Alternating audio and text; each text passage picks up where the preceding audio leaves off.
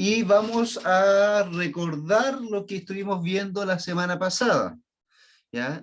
Si alguien me puede hacer recordar a mí que estuvimos hablando, porque yo no me acuerdo, entonces ustedes me van a hacer recordar. ¿Qué estuvimos viendo? ¿Alguien se acuerda de algo?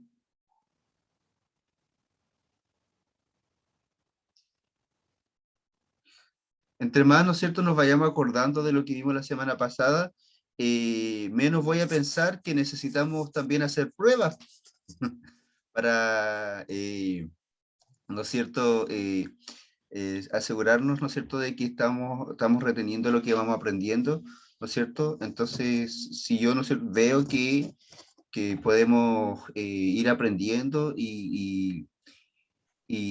aprendiendo de forma a través del tiempo, ¿no es cierto? Entonces me doy cuenta que vamos avanzando en el estudio. Así que ¿alguien se acuerda, Pastor, mis hermanos? Mi hermana Erika. estuvimos viendo lo de los fariseos, Ya. los saduceos, de la divorcio.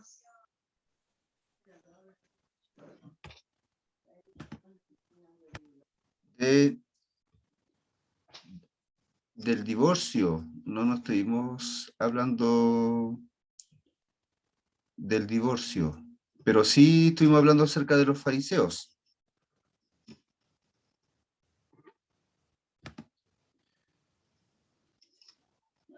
Mi hermano Juan Carlos tiene la mano levantada, me parece, o mi hermana Marisela, una de las dos. ¿Cómo están, hermanos? Muy buenas noches, bendiciones. Bueno, básicamente la semana pasada nos enseñó harto sobre quién eran los saduceos, cuáles eran sus creencias, fue una diapositiva, y básicamente para saber quiénes eran los que estaban intentando, entre comillas, querer pillar a Jesús en alguna respuesta, pero no pudieron. Muchas gracias, mi hermano Juan Carlos. Muy bien, ¿no es cierto? Estuvimos viendo un poco más a profundidad quiénes eran ellos para poder entender el contexto de lo que estaba pasando en esa situación del capítulo. Mi hermana Delfina también había levantado la mano.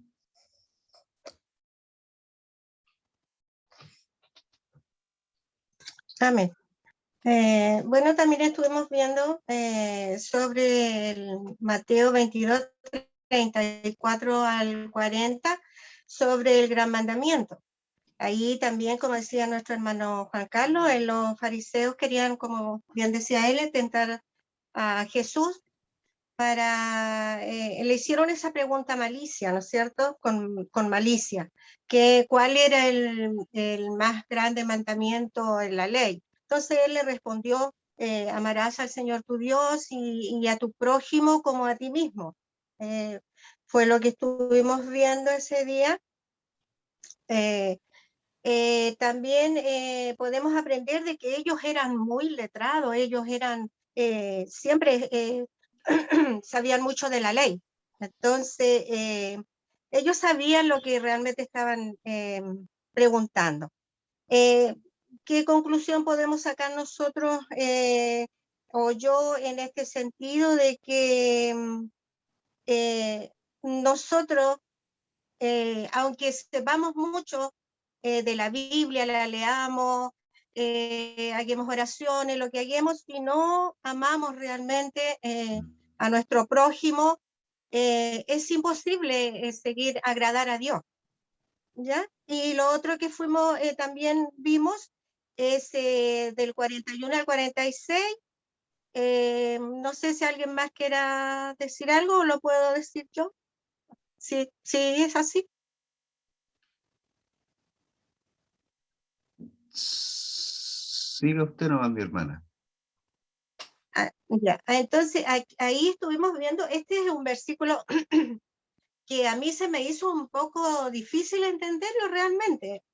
Todavía me falta mucho que aprender, pero para mí, porque dice, ¿quién es la pregunta dice, es, ¿por qué Jesús es el hijo de David?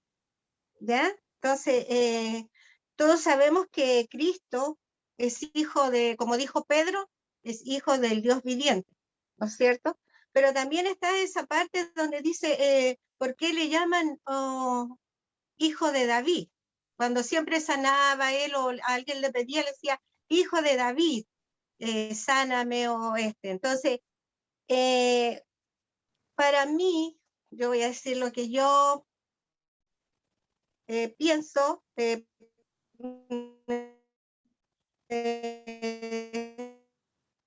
estudiado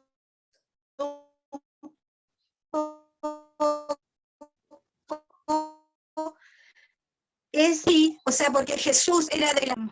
A ver, lo voy a decir con que David tenía dos nacionalidades, por decir algo. Él era el Dios, el Hijo del Dios Altísimo, ¿verdad? Pero él también tenía que tener aquí en la tierra una descendencia. O sea, y por eso que él venía de la tribu de Judá. Y por eso se le llamaba hijo de David, porque él era directamente, como se puede decir, de la familia de David, por José, que era el padre adoptivo aquí en la tierra de David, y por sangre de María, ¿ya? Voy a llegar hasta ahí nomás, mi pastor, no, pero ese versículo así, pastor, a mí se me hace, a ver, ¿cómo le explico? No sé cómo explicarlo, ¿me entiende? O sea, como si alguien a mí me preguntara, yo quisiera aprender a decir las palabras precisas que tengo que decir, ¿me entiende? Ojalá algún día el Señor me dé esa sabiduría para poder yo decir esto así, así, así. Eso, mi pastor. Gracias. Gracias, mi hermana Delfina. Mi hermano Hernán levantó la mano. Sí, pastor.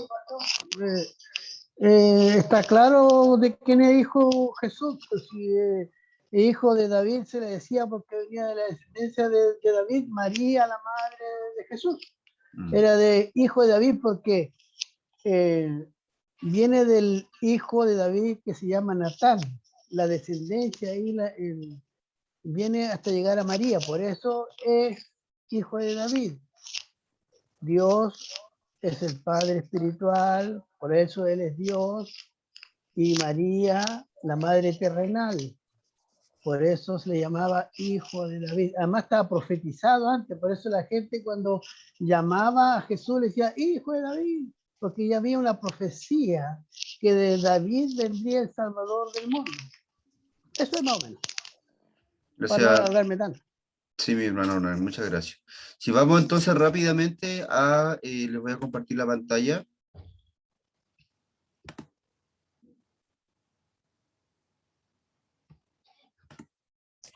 Ahí tienen mis hermanos. Y para ver rápidamente, porque este, ¿no es cierto?, no es el estudio de hoy, lo que tenemos con respecto a Mateo 22, del 23 al 46, que finalizamos este capítulo, tenía que ver, ¿no es cierto?, con la disputa entre los fariseos y los saduceos con respecto a Jesús.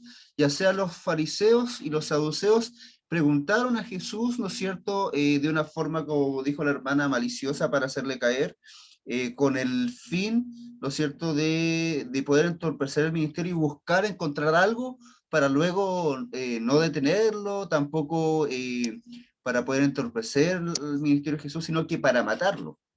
Entonces,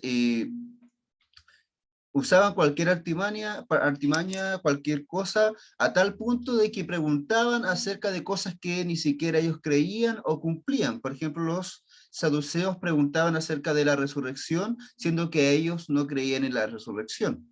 Entonces Jesús ahí le responde de una forma inteligente y al final ellos lo único que lograban era que Jesús mostrara su sabiduría y su poder. Con respecto a los fariseos, ¿no es cierto? El fariseo le preguntaba acerca del gran mandamiento y Jesús le responde este que es el primer y gran mandamiento que justamente los fariseos no eran capaces de cumplir.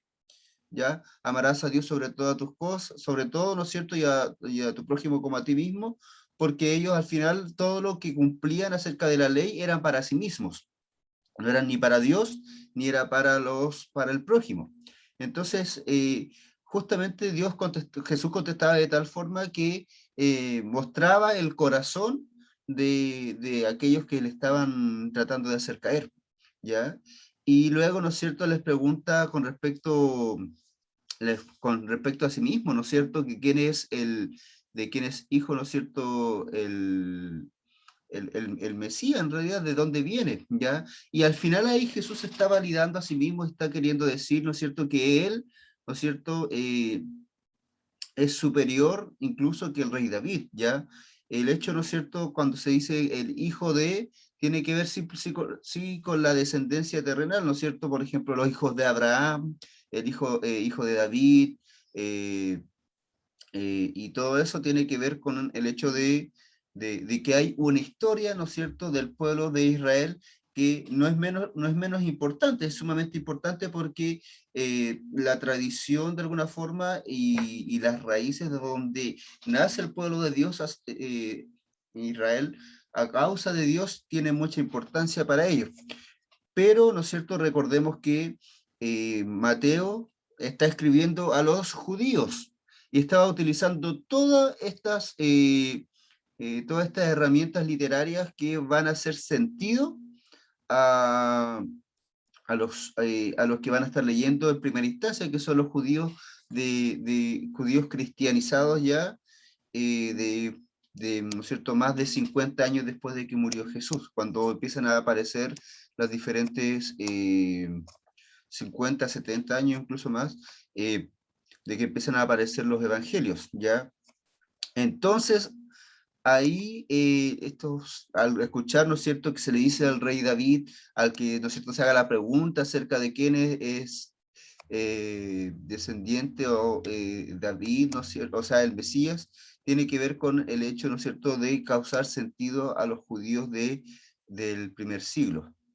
En esto, mis hermanos, nosotros debemos darnos cuenta que claramente Jesús, si vemos los diferentes evangelios, hay un evangelio donde hay una genealogía donde muestran a José, ¿no es cierto? Y llega José hasta Jesús, y en otro que llega a María hasta Jesús, ¿ya? Entonces, desde los dos lados, nadie puede decir, ¿no es cierto?, que Jesús no es descendiente de David. Pero más allá de eso, ¿no es cierto?, sabemos nosotros que es Dios quien permitió que Jesús naciera, ¿no es cierto?, porque Jesús es Dios, ¿ya? Como bien dijo mi hermano Hernán, el hecho, ¿no es cierto?, de poder cumplir las profecías, el que haya nacido en Belén, el que haya hecho diferentes cosas para cumplir profecías que son importantes que fuesen cumplidas para que diesen razón y testimonio de que realmente Jesús es Dios. Por eso son importantes, por eso el decir que Jesús es el hijo de David es decir que Jesús es el Mesías. Y eso es muy, muy importante en ese sentido. Pero para que nosotros podamos entender en qué finalizó. Aquí en última parte, ¿no es cierto?, Jesús ya no simplemente responde a las preguntas, sino que él ahora hace preguntas a los fariseos para que ellos, ¿no es cierto?, también de alguna forma fueran confrontados con lo que Jesús quería mostrarles. Y es por eso que hoy día vamos al capítulo 23, mis hermanos. Al capítulo 23 vamos a verlo completo, ya porque nos muestra todo el capítulo una sola enseñanza, ¿ya? Y el final del capítulo 22, ¿no es cierto?, hablando Jesús una crítica o una pregunta que critica a los fariseos y los saduceos, da como una apertura a este Mateo 23, que es una crítica completa a los fariseos ya y a los principales de la ley y todos los que están a cargo, ¿ya? Mateo 23 representa esto y yo les dije el domingo que íbamos a empezar a ver ciertas doctrinas. Vamos a relacionar lo que nos dice Mateo 23 con algunas doctrinas que nosotros debemos entender, ¿no es cierto? Enseñanzas que son importantes para nosotros entendernos nosotros como cristianos y cristianos bautistas principalmente. Así que vamos a comenzar. Quiero que puedan buscar en sus Biblias Mateo 23. ¿Ya? Y vamos aquí Vamos aquí a leerlos. Ya vamos a leer todo el capítulo de uno, de una, porque por honor al tiempo, ¿no es cierto?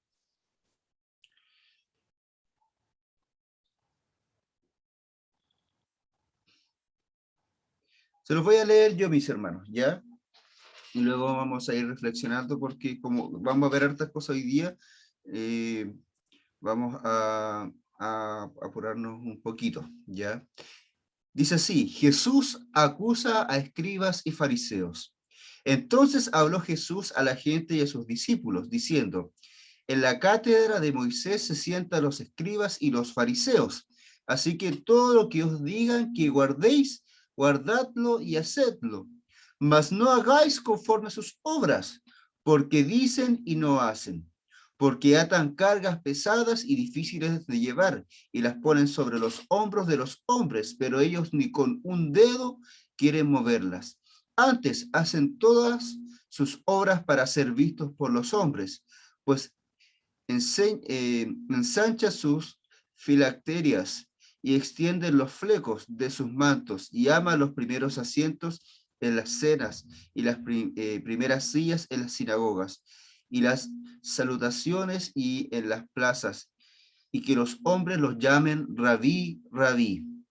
Pero vosotros no queráis que os llamen rabí, porque uno es vuestro maestro, el Cristo, y todos vosotros sois hermanos, y no llaméis padre a vuestro vuestro a nadie en la tierra, porque uno es vuestro Padre, el que está en los cielos. Y seáis llamados maestros, porque uno es vuestro maestro, el Cristo. El que es el mayor de vosotros sea vuestro siervo, porque el que se enaltece será humillado, y el que se humilla será enaltecido. Mas hay de vosotros, escribas y fariseos, hipócritas, porque cerráis el reino de los cielos delante de los hombres, pues ni entráis vosotros, ni dejáis entrar a los que están entrando. Hay de vosotros, escribas y fariseos hipócritas, porque devoráis las cosas las casas de las viudas, y como pretexto hacéis largas oraciones. Por esto recibiréis mayor condenación. Ay de vosotros, escribas y fariseos hipócritas, porque recorréis mar y tierra para hacer un prosélito, y una vez hecho, lo hacéis 2 veces más hijo del infierno que vosotros. Ay de vosotros, guías ciegos, que decís: si alguno jura por el templo, no es nada, pero si alguno jura por el oro del templo, es deudor. Insensatos y ciegos, porque ¿cuál es el mayor, el oro o el templo que santifica el oro? También decís: si alguno jura por el altar, no es nada, pero si alguno jura por la ofrenda que está sobre él, es deudor. Necio y ciego, porque ¿cuál es mayor, la ofrenda o el altar que santifica la ofrenda? Pues el que jura por el altar, jura por él y por todo lo que está sobre él. Y el que jura por el templo, jura por él y por el que él lo habita. Y el que jura por el cielo, jura por el trono de Dios y por aquel que está sentado en él. Ay de vosotros, escribas y fariseos hipócritas, porque diezmáis la menta y el eneldo y el comino, y dejáis lo más importante de la ley, la justicia, la misericordia y la fe. Esto era necesario hacer sin dejar sin dejar de hacer aquello. Guías ciegos, que coláis el mosquito y tragáis el camello.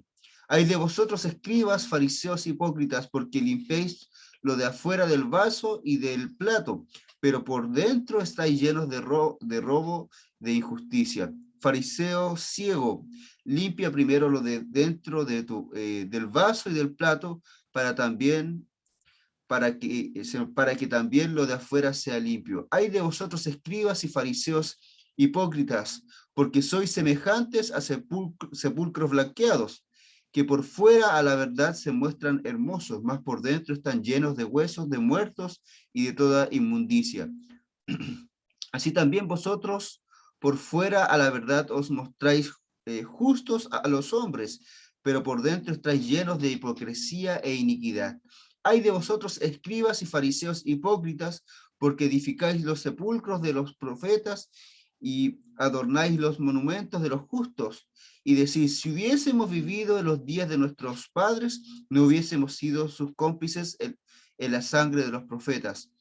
Así que dais testimonio contra vosotros mismos de que sois hijos de aquellos que mataron a los profetas. Vosotros también llenad la medida de vuestros padres. Serpientes, generación de víboras, ¿cómo escaparéis de la condenación del infierno? Por tanto, he aquí yo os envío profetas y sabios y escribas, y de ellos aún os mataréis y crucificaréis, a otros azotaréis en vuestras sinagogas y perseguiréis de ciudad en ciudad, para que venga sobre vosotros toda la sangre justa que se ha derramado sobre la tierra, desde la sangre de Abel, el justo, hasta la sangre de Zacarías, hijo de Berequías, a quien matasteis entre el templo y el altar. De cierto os digo que todo esto vendrá sobre esta generación. Después el 37 dice que es el lamento de Jerusalén el lamento de Jesús sobre Jerusalén. Jerusalén, Jerusalén, que matas a los profetas y apedreas a los que te son enviados. ¿Cuántas veces quise juntar a tus hijos como a las gallinas juntan sus polluelos debajo de sus alas, y no quisiste? He aquí vuestra casa os es dejada desierta.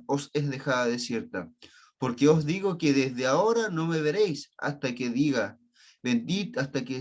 bendito es el que viene en el nombre del Señor. Bendita sea su palabra, mis hermanos. Se los quise leer todo de corrido porque es mucha información, son muchas cosas que no vamos a verlas todas porque el centro de este texto y todo lo que dice va referido a un solo punto. Así que vamos a ver solo algunas partes de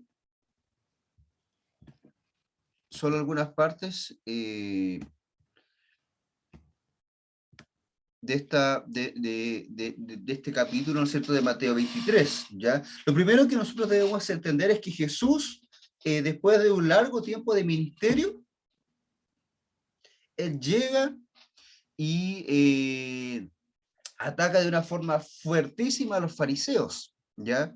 Lo que nos pasa acá, ¿no es cierto?, es que de alguna forma empieza con un texto que es sumamente interesante, porque dice, así que todo lo que os digan que guardéis, guardadlo y hacedlo, mas no hagáis conforme a sus obras, porque dicen y no hacen. Entonces, mis hermanos, Jesús de alguna forma, con respecto a los fariseos, recordemos de la clase pasada que los fariseos estaban un poco más cercanos a la verdad que los saduceos. Los fariseos, ¿no es cierto?, tenían más relación con respecto o más con sus creencias, ¿no es cierto?, acerca de la resurrección, acerca de los ángeles, acerca, ¿no es cierto?, de los espíritus, acerca, ¿no es cierto?, de diferentes cosas que la verdad sí estaban correctas. Entonces Jesús es capaz de decirle lo que ellos les dicen que tienen que guardar, que tienen que aprender, que tienen que vivir. Eso ustedes tienen que hacer caso. En otras palabras, lo que los fariseos decían, ¿no es cierto?, enseñaban, estaba correcto para la ley judía. Pero, ¿no es cierto?, los fariseos no cumplían lo que enseñaban. ¿Ya? Dice, más no hagáis conforme a sus obras porque dicen y no hacen. Después el verso 5 dice, antes haced todas sus obras para ser visto por los hombres, pues ensancha sus filanterías y extiende los flecos de sus mantos, y aman los primeros asientos de las cenas y las primeras sillas de las sinagogas, y las salutaciones y en las plazas que los hombres le llamen rabí, rabí. En otras palabras, acá el texto nos aclara de una forma muy importante de que de qué forma los fariseos no eran capaces de cumplir lo que enseñaban. ¿Ya? Los fariseos eran los entendidos en la ley, ¿ya? En la religión. Y sabemos, ¿no es cierto?, de acuerdo a lo que nos dice el Antiguo Testamento, que Jesús lo dice, ¿no es cierto? El primer y gran mandamiento es ama al Señor tu Dios con toda tu mente, con todo tu corazón, con todas tus fuerzas. ¿Ya? Pero entonces acá lo que Jesús les reclama es que todo lo que ellos enseñan no lo cumplen en el acto, ¿no es cierto?, en la vida, porque al final ellos lo hacen para ser vistos. Dice, antes hacen todas sus obras para ser vistos por los hombres. ¿Ya? Entonces ellos de alguna forma se muestran y buscan una especie de popularidad, ¿no es cierto?, de prestigio, de un buen lugar, ¿no es cierto?, en la sociedad. A raíz, en otras palabras, estaban ocupando, estaban usando la ley de Dios para el beneficio propio. ¿Ya? Así que nosotros nos podemos dar cuenta que claramente ellos no estaban cumpliendo lo principal. Dice, aman los primeros asientos de las cenas. Cuando hablamos de las cenas, los primeros asientos eran los que estaban más cercanos al anfitrión, y los que estaban sentados en los primeros asientos más cercanos al anfitrión eran los más importantes de los invitados. Y entre más se iban alejando del anfitrión de la cena, menos importante eran. Por eso amaban estar en los primeros lugares, ¿ya? En las primeras sillas de las sinagogas, que les dijeran rabí, que les dijeran maestro. Ellos se enorgullecían de eso, vivían de eso. Entonces, claramente, esta es una gran crítica que Jesús hacía con respecto a los fariseos. Y luego de estos primeros versículos, ¿no es cierto?, empieza toda una lista de diferentes ayes, ¿ya? Hay esto, hay aquello, ¿no es cierto?, que es una expresión de lamento, ¿no es cierto?, y de condena hacia los fariseos. Y todo el verso, casi todo el capítulo 23 está lleno de muchos hay. Yo solo voy a mostrarles algunos, ¿ya?, para que nos demos cuenta de alguna forma a qué se está queriendo referir Jesús con su crítica ante los fariseos, ¿ya? Lo primero, ¿no es cierto?, ellos enseñaban bien, lo que enseñaba estaba bien, pero no lo practicaban. Los primeros ay son los siguientes, dice, mas ay de vosotros, escribas y fariseos. ¿Ven? Y así va a repetir muchos, ay de vosotros, escribas y fariseos hipócritas, ay de vosotros, escribas y fariseos hipócritas. Y lo repite todo porque ese es el mensaje. Y todo lo demás, de alguna forma, son ejemplos y críticas que Jesús hacía a los fariseos. Dice, mas hay de vosotros, escribas y fariseos hipócritas, porque cerráis el reino de los cielos delante de los hombres, pues ni entráis vosotros, ni dejáis entrar a los que están entrando. Cuando Jesús, ¿no es cierto?, les dice esto, es porque los fariseos, siendo teniendo que ser el ejemplo de los principales de la religión, no logran hacer este trabajo. ¿Ya? Ellos solo llegan hasta la enseñanza, pero después en el ejemplo no son capaces de amar a Dios. Entonces no son capaces, ¿no es cierto? Ellos no entran, ¿no es cierto?, se cierran ellos mismos al reino de los cielos, y también impide que otros que están entrando, que de alguna forma se están acercando a Jesús, que están acercándose a Dios, también los alejan, ¿no es cierto?, con su propio ejemplo, con el tentar a Jesús, con las críticas, ¿no es cierto?, con las calumnias, con su propio ejemplo de cómo seguir la ley, ¿no es cierto?, y de alguna forma mostrar su orgullo, ¿no es cierto?, su egoísmo, la codicia, ¿no es cierto?, en el sentido de desear aquello que no es para ellos, sino que es para Dios.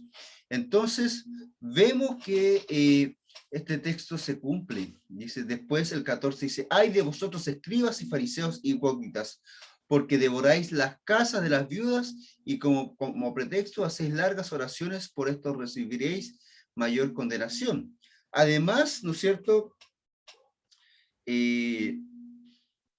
lo que pasaba con este texto, ¿no es cierto?, es que los fariseos imponían cosas muy grandes a aquellos que eran necesitados, incluso, ¿no es cierto?, destruir la casa de las viudas, cuando muchas veces pedían, ¿no es cierto?, ofrendas de más, ¿no es cierto?, cuando se les quitaban o no eran capaces de sustentar a aquellos que necesitaban, como las viudas, ¿no es cierto?, ellos son criticados por Jesús, dice, y como pretextos hacen largas oraciones, en vez de ayudar, ¿no es cierto?, de ir en pos del prójimo, de tener misericordia, ellos van y hacen largas oraciones.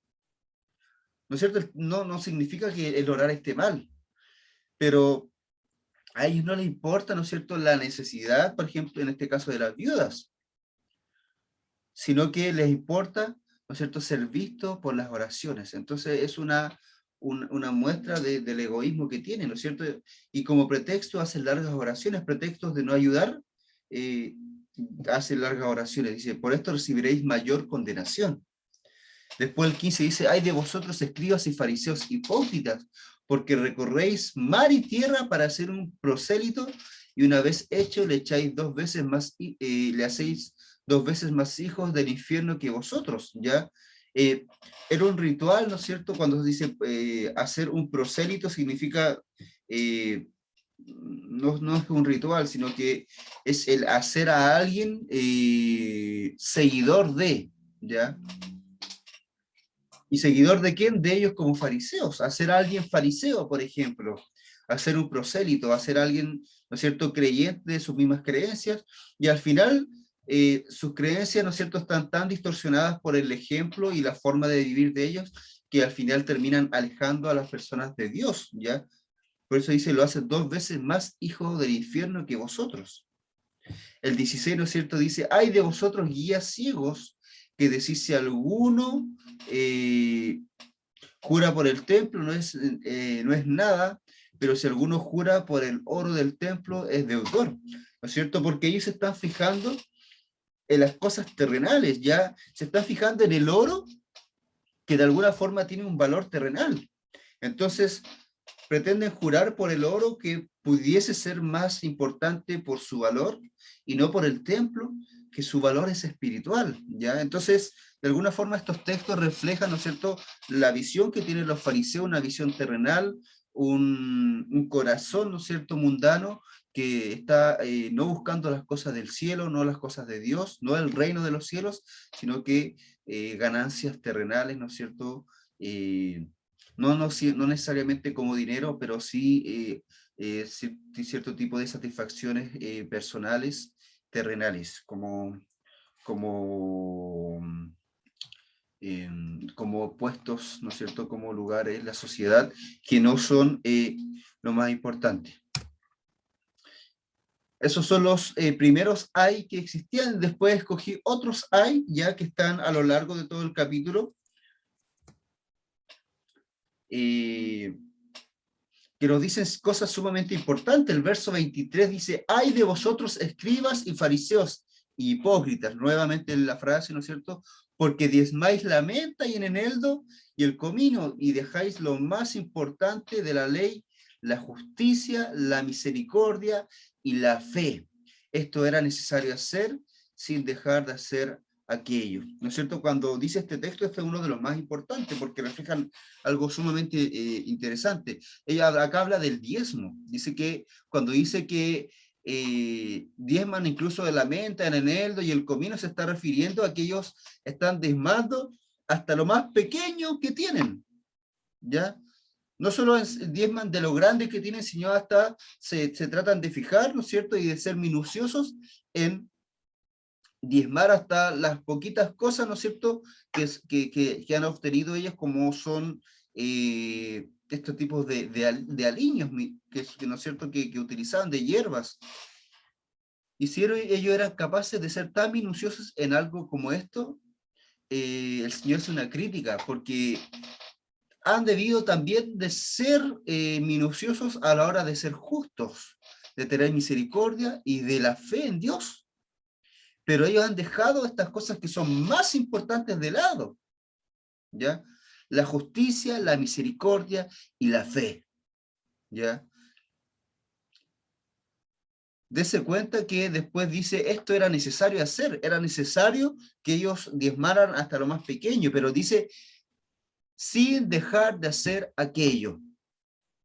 Entonces era necesario diezmar todo hasta lo más pequeño y a la vez tener misericordia, justicia y fe. Entonces los fariseos se habían centrado en las acciones, en lo que era terrenal, en lo que podían hacer, pero no en la espiritualidad y en la relación interna con Dios, ¿no es cierto?, donde se ve la justicia, ¿no es cierto?, que nace desde el corazón de Dios, y ¿no es cierto?, y se expresa en nosotros, la misericordia que nace desde Dios y se expresa en nuestras vidas, y la fe, ¿no es cierto?, que es un don de Dios, y que se ve reflejado en nosotros, pero que no necesariamente son acciones. La justicia no es una acción, la misericordia no es una acción, la fe no es una acción, pero se expresa en acciones. Entonces, a todas las acciones de los fariseos les faltaba esto: justicia, misericordia y fe.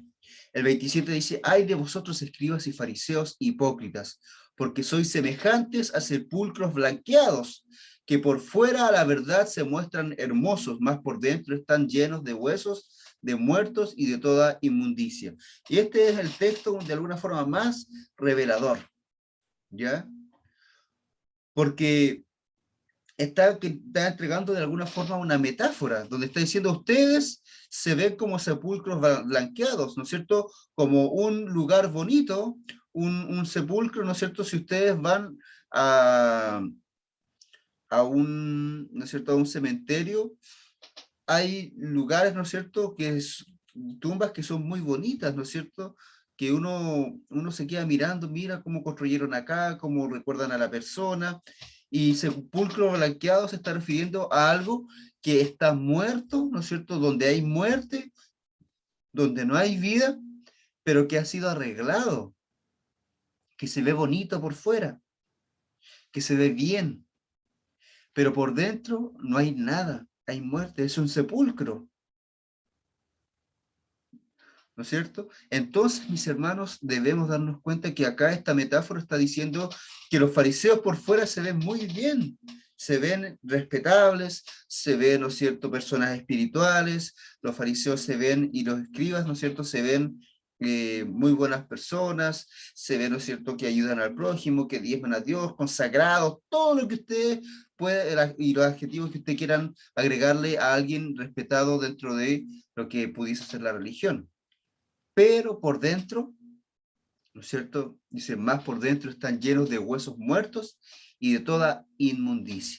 No solo muerte, sino que putrefacción, ¿no es cierto? Inmundicia. En otras palabras, ¿no es cierto?, los fariseos por dentro estaban muertos, estaban echados a perder, porque sus deseos eran carnales. Sus acciones estaban, entre comillas, bien, pero sus intenciones eran malas, y por ende sus acciones también eran corrompidas, ¿ya? Por eso mismo que, ¿no es cierto?, iban y trapaban a Jesús, le decían cosas cuando le decían: echa fuera a los demonios por el poder de Belcebú, eran cosas que no podían y no deberían venir, ¿no es cierto?, de alguien que pretende decir que es un líder dentro de la religión. En ese tiempo, ¿no es cierto?, los fariseos y los escribas no podían tener esas actitudes, y sin embargo las tenían, ¿ya? Son cosas que nosotros debemos darnos cuenta. Del 29 dice: ay de vosotros, escribas y fariseos hipócritas, porque edificáis los sepulcros de los profetas y adornáis los monumentos de los justos, y decís: si hubiésemos vivido en los días de nuestro Padre, no hubiéramos sido sus cómplices en la sangre de los profetas. En otras palabras, está queriendo decir, ellos, al pensar que estaban bien, ellos pensaban que eran mejor que sus antepasados, ¿no es cierto? Aquí el pueblo de Dios que había matado a los profetas, que había rechazado el mensaje de los profetas, que de alguna forma había perseguido a los profetas de Dios, aquellos que hablaban de parte de Dios, ellos, ¿no es cierto?, pensaban de sí mismos que ellos no hubiesen participado de esas cosas y le hubiesen hecho caso a los profetas, ¿no es cierto?, y no hubiesen sido cómplices de sus padres. Pero la realidad es que en lo que estaban siendo aún peores que sus padres, porque no simplemente estaban rechazando y queriendo matar a un profeta, sino que a Dios mismo, a Jesucristo, al Mesías, ¿ya? Entonces, ellos estaban completamente errados. Y termina, ¿no es cierto?, la parte de esta, ¿no es cierto?, esta crítica a los fariseos y a los escribas, con una especie de profecía, ¿ya? De parte de Dios, de Jesús. Ahí dice: por tanto, he aquí que yo os envío profetas y sabios y escribas, y de ellos a unos mataréis y crucificaréis, y a otros azotaréis en vuestras sinagogas, y perseguiréis de ciudad en ciudad, para que vengan sobre vosotros toda sangre de justos, sangre justa que se ha derramado sobre la tierra, desde la sangre de Abel, el justo, hasta la sangre de Zacarías, hijo de Berequías, a quien matasteis en el templo y el altar. Entonces, de alguna forma Jesús, a estos que decían, ¿no es cierto?, que no hubiesen participado de la matanza, ¿no es cierto?, y de la persecución de los profetas, les dice que van a llegar, ¿no es cierto?, profetas y sabios y escribas, ¿no es cierto?, hablando de parte de Dios, dice, y los van a matar, los van a crucificar, los van a azotar, ¿no es cierto?, en las sinagogas, y les van a perseguir de ciudad en ciudad. Entonces iban a caer en lo mismo porque en realidad eran igual de pecadores que sus padres, ya aquellos que se habían alejado de Dios. Entonces Jesús les profetiza que ellos iban a hacer eso, y claramente, ¿no es cierto?, a Jesús mismos, a sus discípulos y a la iglesia la persiguen de esta forma. Pablo, siendo un fariseo, persigue a los judíos, ¿no es cierto?, con tanta diligencia más que cualquier otro. Es por eso que él, ¿no es cierto?, en muchas de sus cartas habla de sí mismo como aquel, ¿no es cierto?, que ha recibido aún más gracia de parte de Dios porque él era perseguidor de la iglesia. Entonces, le está diciendo acá la profecía que estos fariseos y escribas van a cargar con el mismo peso, con la misma sangre y con la misma justicia, ¿no es cierto?, con la que cargaron sus padres, ¿no es cierto?, que persiguieron a los profetas.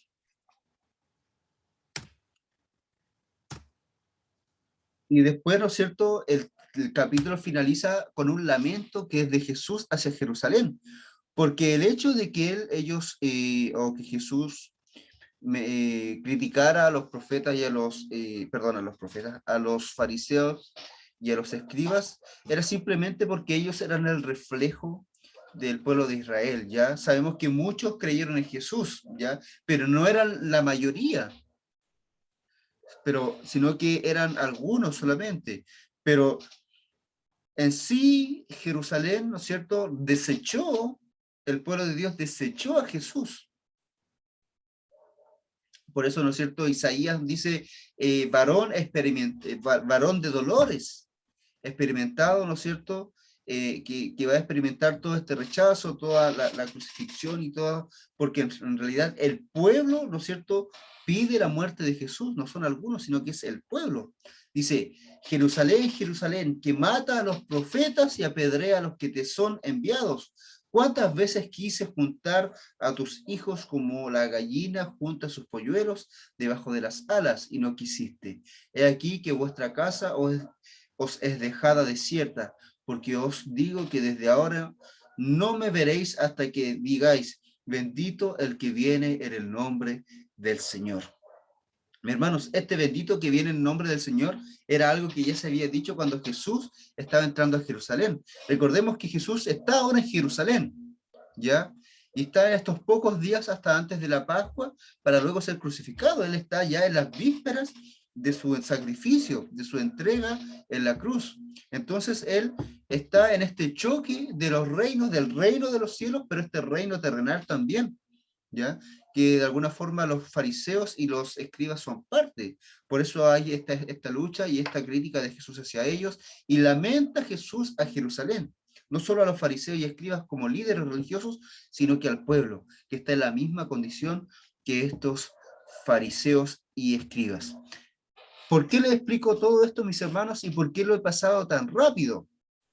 ¿Ya? Porque dentro de lo que estamos viendo, hay otro punto, ¿no es cierto?, que es importante y que quiero relacionarla con ciertas doctrinas, pero antes de seguir, ¿no es cierto?, quiero saber si de lo que vimos hay alguna pregunta.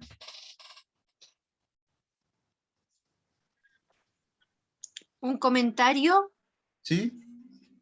sí.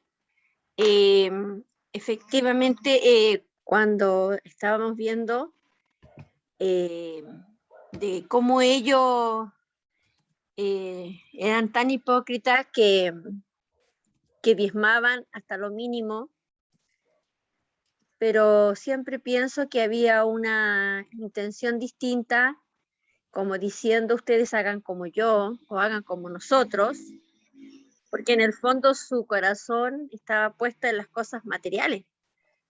Disimuladamente sí deseaban que los otros llamaran.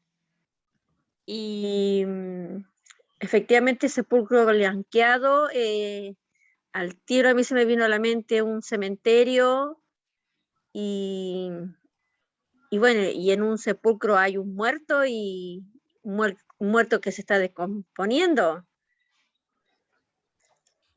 Me impactó esa parte porque como que ahora que estamos con la pandemia, como que es más real esa imagen de sepulcro. Y más si se habla de blanqueado, o sea, ¿de qué sirve una cosa tan bonita? Pero está cubriendo un muerto. Y también tengo la vivencia de un pastor que conocí y que él quería, como se dice, el aplauso humano, y dejó el pastorado y prefirió un cargo político, donde era reconocido, donde era aplaudido y donde también tenía una ganancia mayor. Y el Señor tenga misericordia de este varón, porque el Señor lo llamó a él. Lo llamó y hay que tener mucho cuidado, por eso es importante orar por nuestros pastores. Eso. Muchas gracias, mi hermana. ¿Hay alguien más? ¿Alguna otra consulta o comentario? Para pasar a la otra parte, no nos quedan tantos minutos.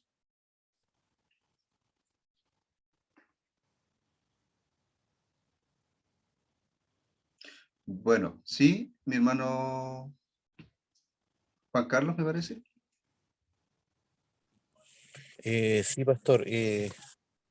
Bueno, a mí hay una cosa que me llama la atención y que quizás no sea el enfoque del estudio, pero sí a mí me llama la atención lo duro que fue Jesús con los fariseos. O sea, no fueron palabras congraciadas, ni fueron palabras levemente fuertes, sino que Jesús fue durísimo, durísimo al dirigirse a los escribas y fariseos, sobre todas las cosas que estaban haciendo mal.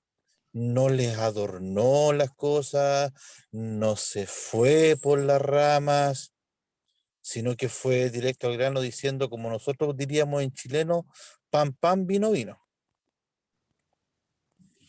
Entonces, lo que a mí me deja como enseñanza, si bien hay otras cosas que son mucho más profundas, que hay otro tipo de cosas que podemos sacar, que hoy en día pienso que nosotros estamos cayendo también en la hipocresía, no de la manera que lo hacían los fariseos y los escribas, sino que como que no nos gusta ser tan duros, como que no esperemos que el hermano a lo mejor puede cambiar, ¿no? Que a lo mejor una cosa momentánea.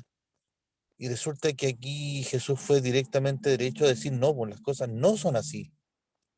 No sé si muchas veces hoy en día por no quedar mal con los hermanos, porque el hermano no se enoje, o muchas veces decimos cosas como, no, es que el hermano es muy nuevito, no, es que el hermano no creció en un hogar cristiano, entonces por eso hace esas cosas. Y resulta que no, pues, la palabra es una sola y el Señor nos manda a ser claro y concreto, y cuando las cosas están mal hay que decirlas. Nos guste o no nos guste, siéntase si en que se sienta, pero porque si no las cosas siguen ahí en el aire dando vueltas, es que pudo haber sido, es que no pudo haber sido, es que no. O sea, yo creo que cuando las cosas suceden y son cosas fuertes que pueden echar a perder la iglesia, hay que decirla. Eso sería, pastor. Gracias, mi hermano Juan Carlos. Sí, bueno, en el caso específico, ¿no es cierto?, de lo que hizo Jesús, principalmente, él atacó de esta forma tan fuerte a los fariseos porque ellos no tenían excusa. Ya, ellos eran los que sabían de la ley y los que debían saber de todo lo que estaba pasando con Jesús. En la lógica cristiana, ¿no es cierto?, ellos deben haber sido los primeros que, debiesen haber reconocido a Jesús de acuerdo a las profecías, de acuerdo a todo lo que cumplió, de acuerdo a tantas cosas, ¿ya? Pero ellos fueron los que fueron en contra de Jesús y por eso fueron los más criticados. Es por eso que Jesús critica a los fariseos, pero se lamenta por Jerusalén. Hace dos cosas diferentes, ¿ya? Porque el resto del pueblo no era el entendido de la palabra. Entonces no es criticado literalmente con esa dureza, sino que Jesús se lamenta por el pueblo, que claramente va a tener un castigo, claramente va a tener consecuencias, si eso no se quita.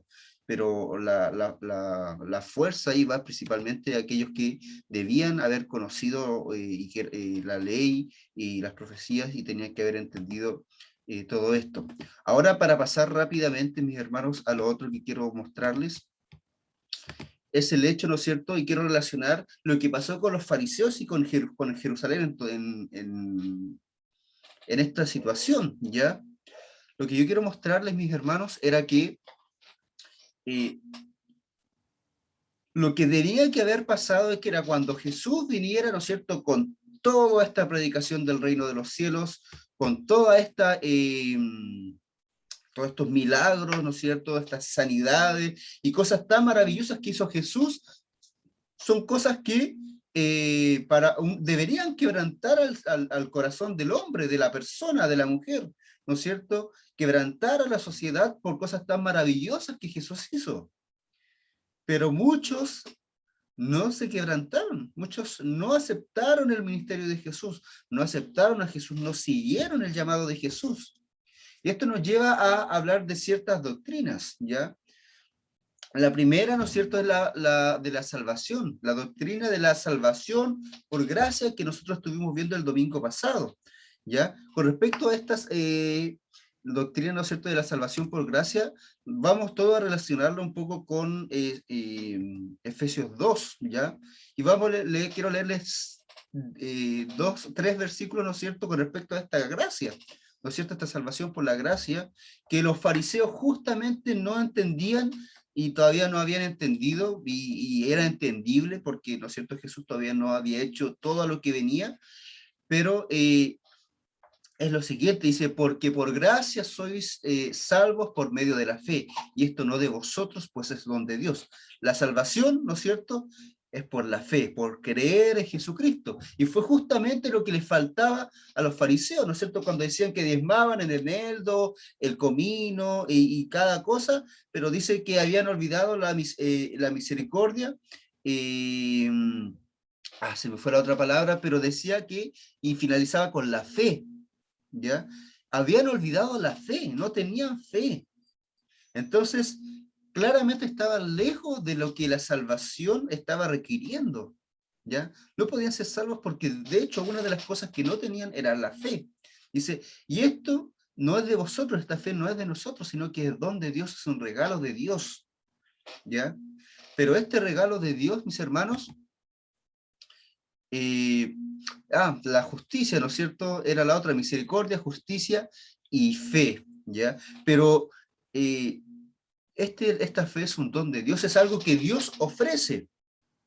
Dice, no por obras, ¿no es cierto? La salvación no es por obras, sino dice, para que nadie se gloríe, para que nadie pueda decir, por las obras yo soy digno de Dios, soy digno de estar reconciliado con Dios, soy digno de la salvación, yo, ¿no es cierto?, por las obras me gané el cielo. Eso de alguna forma era lo que los fariseos estaban queriendo hacer, que por sus obras, ¿no es cierto?, ellos iban a estar cerca de Dios. Y claramente el Antiguo Testamento nos muestra que esa era la condición que se tenía, ¿ya?, antes de Jesucristo, que era por cumplir la ley, por las obras.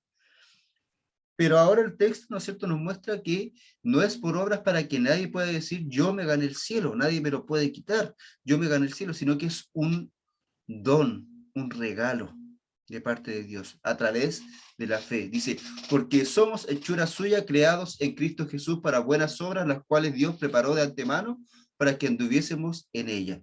Entonces estas buenas obras no son para ganarse el cielo, ¿ya?, ni para ganarse una salvación, sino que porque el Señor nos ha regalado la salvación por fe y no por obras, es que ahora nosotros hacemos caso a Dios y hacemos estas obras, ¿no es cierto? Porque Dios ya las preparó de antemano, ¿no es cierto? Es porque conocemos a Dios es que obramos bien, y no, ¿no es cierto? Obramos bien para conocer o acercarnos a Dios. Somos salvos, y porque somos salvos, ahora obramos como tiene que ser. Ya, mis hermanos, lo primero que nosotros debemos entender, entonces, la salvación es por gracia y no por obra. Por ende, como le habíamos dicho el domingo, la salvación no la podemos nosotros perder por obras, ¿ya? Si de alguna forma una persona que dice ser cristiana lleva una vida, ¿no es cierto?, completamente alejada de Dios, es porque simplemente esta persona no ha conocido al Señor. Y no es cristiana y no tiene la salvación. Acá no se trata de que se pierda o no se pierda la salvación. Se trata si la tiene o no la tiene, si alguna vez la tuvo o nunca la tuvo. Entonces es algo que nosotros debemos tener en cuenta como primera doctrina, ¿ya? La salvación por gracia. Pero la segunda, ¿no es cierto?, doctrina que nos lleva esta actitud de los fariseos y de Jerusalén es la competencia del alma. ¿A qué se refiere con esto? La competencia del alma.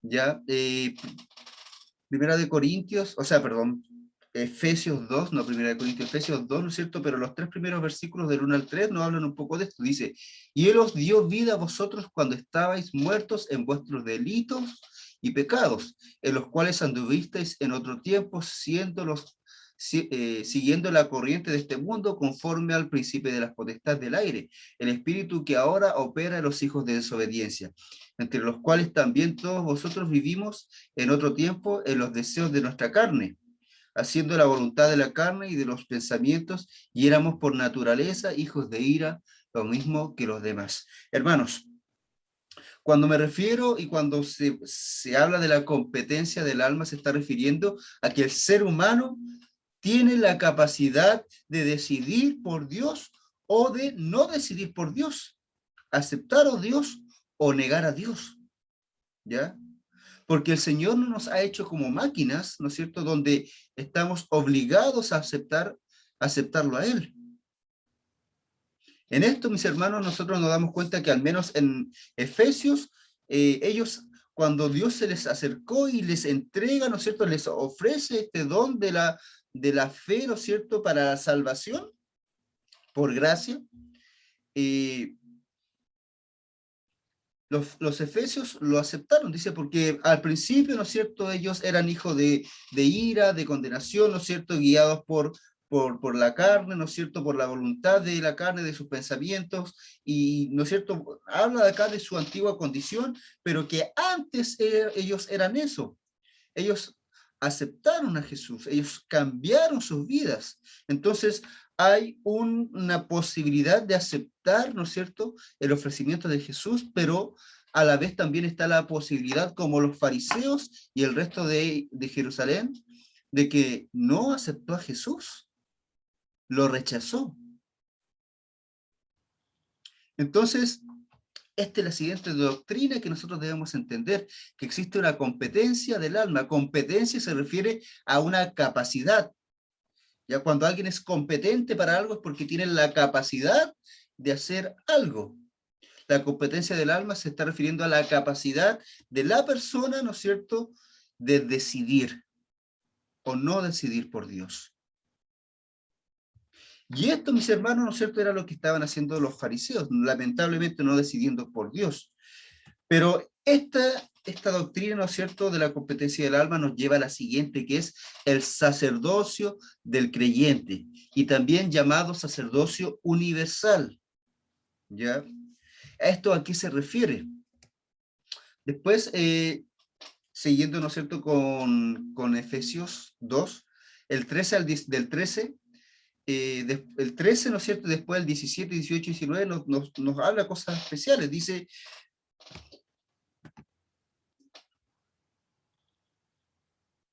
nos habla, ¿no es cierto?, nos dice el 13 primero, dice, pero ahora en Cristo Jesús vosotros que en otro tiempo estabais lejos, habéis sido hechos cercanos por la sangre de Cristo, ¿no es cierto?, por Jesucristo, por el sacrificio de Jesús, estando lejos, habéis sido hechos cercanos a Dios, a Jesús, por la sangre de Jesús. Después el 17, 18 y 19 dice, y vino y anunció las buenas nuevas de paz a vosotros que estabais lejos y a los que estaban cerca, porque por medio de él los unos y los otros tenemos entrada por un mismo espíritu al Padre. Así que ya no sois extranjeros ni advenedizos, sino conciudadanos de los santos y miembros de la familia de Dios. Mis hermanos, el sacerdote era el que conectaba a Dios con el pueblo.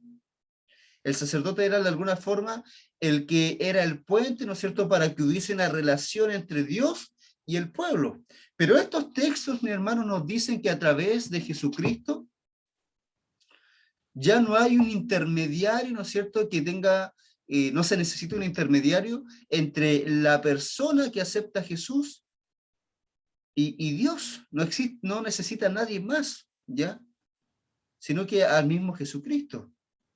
No existe un intermediario, un sacerdote, otra persona. No necesita un pastor para estar cerca de Dios. Sino que cada uno, el que ha aceptado a Jesucristo, ¿no es cierto?, tiene la capacidad de estar cerca de Dios, en relación y comunión con Dios, y es un sacerdote, ¿no es cierto?, de su propia relación con Dios, un administrador de su propia relación con Dios, con Jesucristo. Por eso dice, pero ahora en Cristo Jesús vosotros en otro tiempo estabais lejos de Dios, pero habiendo sido hechos cercanos por la sangre de Cristo, cercanos a Dios. Y el 17, 18 y 19 se refiere a algunos que están cercanos y otros lejanos, se está refiriendo a los que son judíos y a los que son gentiles. Pero dice, pero a ambos, unos y otros, tenemos entrada por un mismo espíritu al Padre. Entonces hay una entrada al Padre que ya no es mediada por otra persona, por otro creyente, sino que tenemos la capacidad de nosotros mismos acercarnos a Dios. Y es por eso que al menos nosotros como bautistas, por ejemplo, tenemos esta forma congregacional, ¿ya?, de decidir las cosas. Yo como pastor no decido todas las cosas. Sí decido muchas cosas y sí influyo mucho en decisiones, pero siempre tiene que estar respaldada por el voto de los miembros de la iglesia. Porque yo no soy el único que tiene una relación con Dios y tengo el Espíritu Santo, sino que cada uno de las personas, ¿no es cierto?, de la iglesia, principalmente en este caso los miembros que nosotros tenemos la certeza que han hecho una decisión por Jesús y se han comprometido con la iglesia y con el Señor, tienen, ¿no es cierto?, la capacidad de discernir la voluntad de Dios. Y, ¿no es cierto?, son sacerdotes, ¿no es cierto?, porque están en esta comunión con Dios. Esta es la siguiente e última doctrina que yo les quería mostrar. En respecto a esta última doctrina, entonces, los fariseos, lamentablemente, al no aceptar a Jesucristo, no eran capaces de ser sacerdotes. Los mismos sacerdotes, ¿no es cierto?, del templo, no podían ya ser sacerdotes del pueblo, porque se había entrado a otra condición, donde la persona a través de Jesús podía acercarse a Dios. Mis hermanos,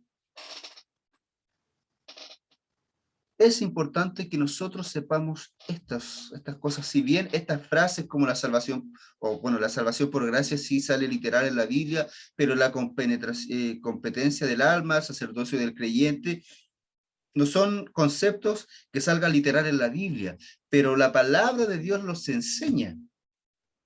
Y nosotros debemos entenderlos como tal, ¿ya? Así que mis hermanos, vamos a dejarlo hasta acá para que nosotros vayamos cada vez aprendiendo un poco más, ¿ya? Vamos a ir aprendiendo un poco más de doctrina también y vamos a ir avanzando para que, bueno, hermanos de la iglesia, el directorio también hace un tiempo atrás me habían pedido, ¿no es cierto?, que pudiésemos tener esta instancia y la vamos a seguir teniendo, ¿ya? Vamos a ir aprendiendo más para que después no puedan decir, ¿no es cierto?, que no se les ha enseñado esto o esto otro. Así que, mis hermanos, ¿hay alguna pregunta, algún comentario ya para finalizar y orar?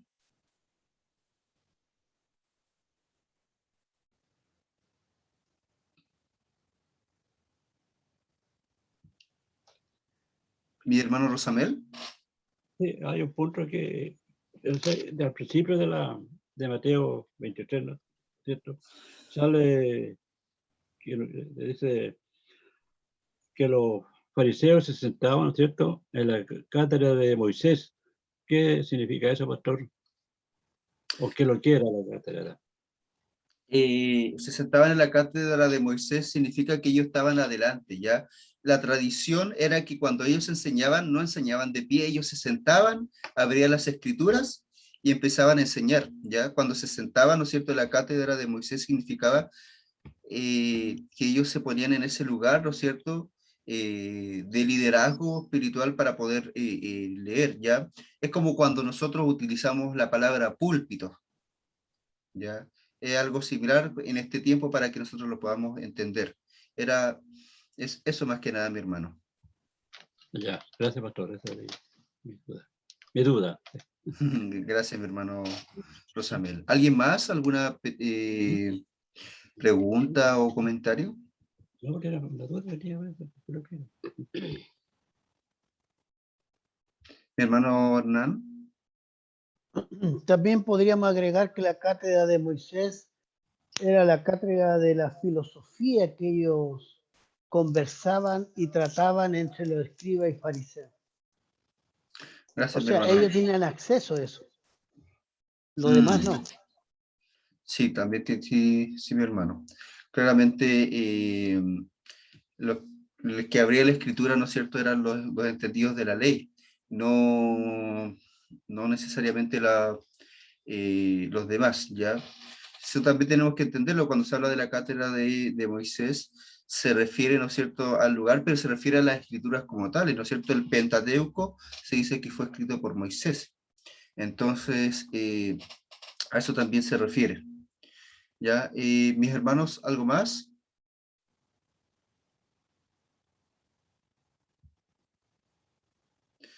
Entonces, ¿alguien más, mis hermanos? Voy a dar un momentito a ver si es que alguien tiene alguna petición, alguna pregunta.